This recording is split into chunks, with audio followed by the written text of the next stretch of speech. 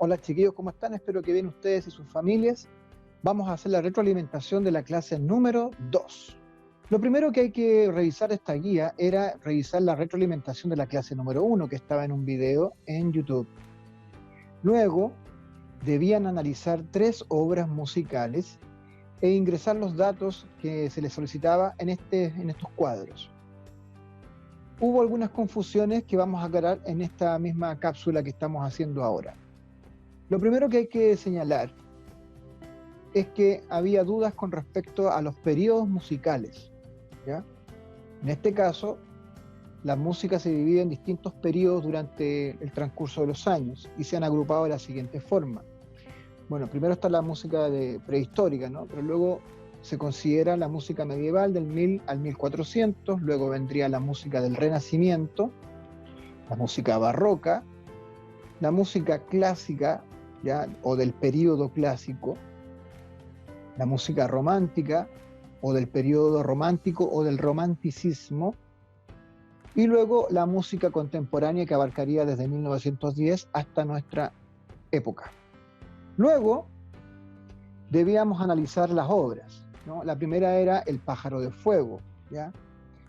El pájaro de fuego es un ballet, ¿ya? Es una obra que recopila varias obras más pequeñas, varias danzas más pequeñas, ¿ya? En este caso nosotros analizamos una de ellas, que es la danza infernal, y esta obra pertenece a Igor Stravinsky, un músico de nacionalidad rusa, ¿ya? Y esta obra es de 1919, por lo tanto pertenece a la música o a la época contemporánea.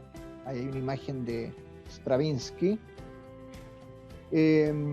Los instrumentos que nosotros podíamos identificar acá, bueno, orquesta, ¿cierto? Que contaba con varios violines o instrumentos de cuerda frotada como los chelos, los contrabajos, instrumentos de metal como las trompetas, instrumentos de percusión como los timbales sinfónicos, ¿ya? Y también había que asociar cada obra con una pintura o una escultura del año en que fue creada. En este caso yo asocié como ejemplo esta obra que se llama Frutero, que es de Pablo Picasso, pintor español. Esta obra es precisamente de 1919. Vamos a escuchar un poquito de él.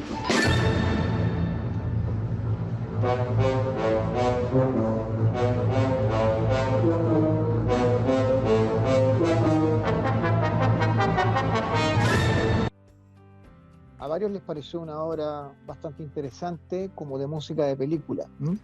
Luego teníamos la obra número 2, que era esta música acuática, ¿ya? Es una obra musical que está también recopilada, varias obras más pequeñitas, ¿ya?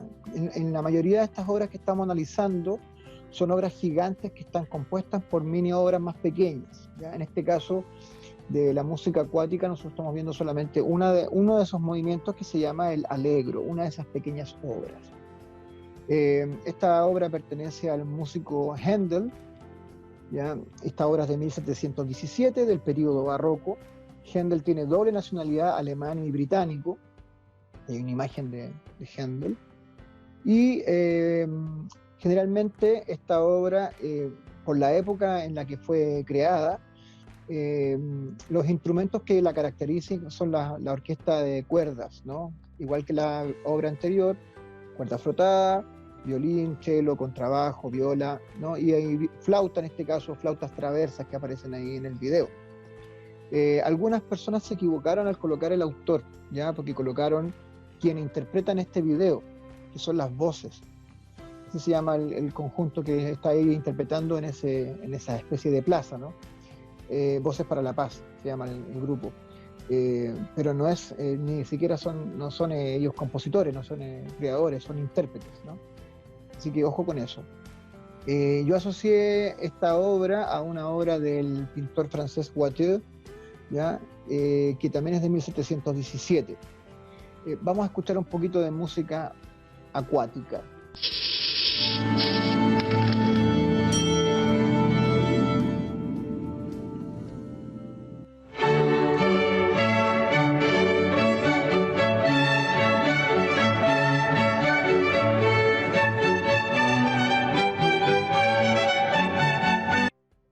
algunos comentarios que nos llegaron de esa obra era que una música bastante tranquila y relajante.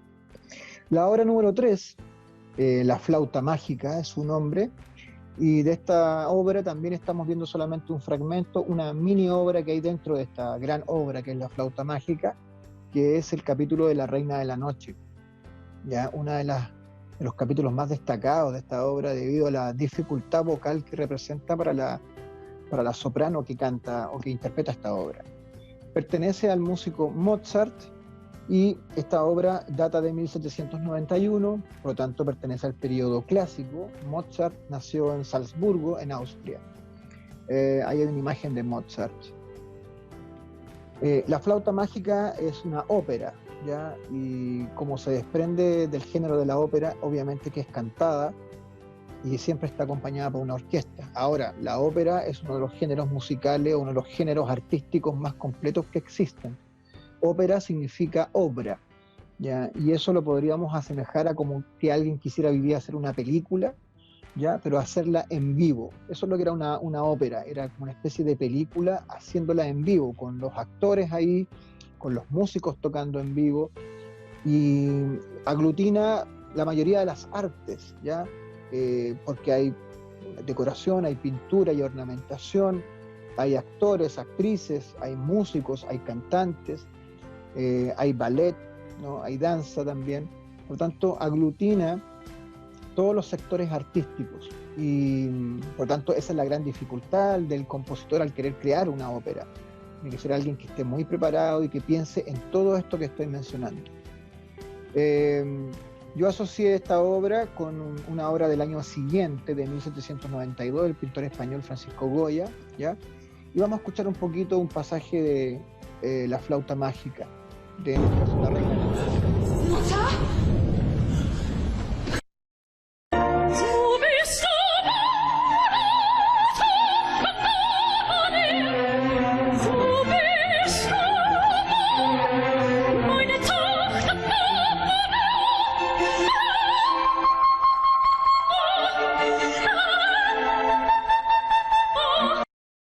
A muchos les impresionó la voz y los agudos que logra la soprano al interpretar esta obra musical.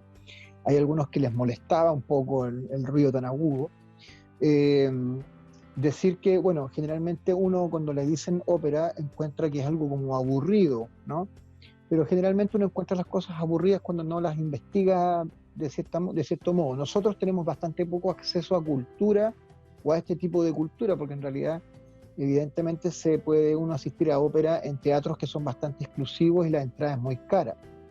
Por lo tanto, ha sido un estilo, ¿ya? La ópera, que ha sido bien de la élite, ¿no? Y por lo tanto ha estado como un poco oculto para el pueblo en general, ¿no? Por lo tanto, por eso es que muchos no tenemos la posibilidad de asistir o de ver una ópera, y a veces por eso la encontramos aburrida porque no entendemos lo que están cantando. Además que la mayoría de las óperas están en otros idiomas, principalmente en alemán, ¿ya? O italiano.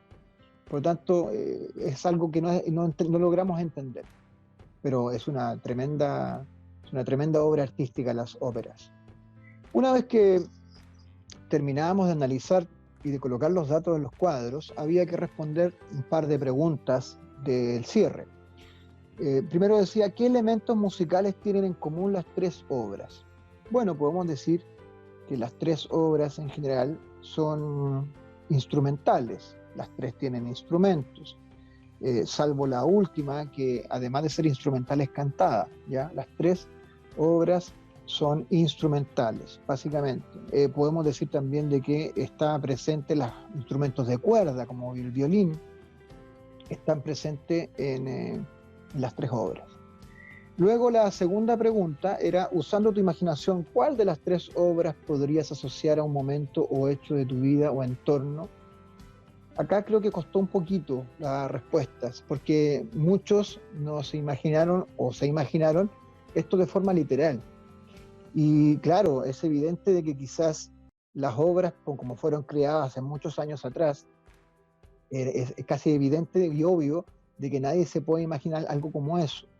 Sin embargo, rescato que muchos hicieron el esfuerzo y, por ejemplo, en el caso de La Reina de la Noche llegaron algunos ejemplos como discusiones que pueda tener alguien con la mamá, por ejemplo, ¿ya?